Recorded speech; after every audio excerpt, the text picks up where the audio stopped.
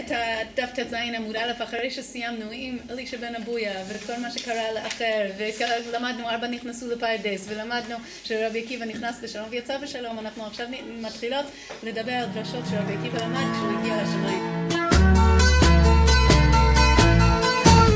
כשאנחנו לומדות גמרא זה אחרת לכל מקצועות אחרים, וכולם ביחד כזה בשכבות שונות, וזה ממש מגבש ומשמח.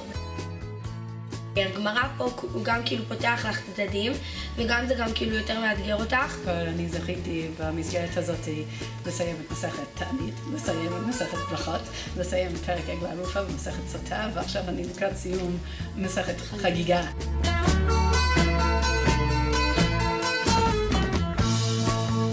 אתם כזה גם להיות עם חברות וגם ללמוד גמרא בו זמן.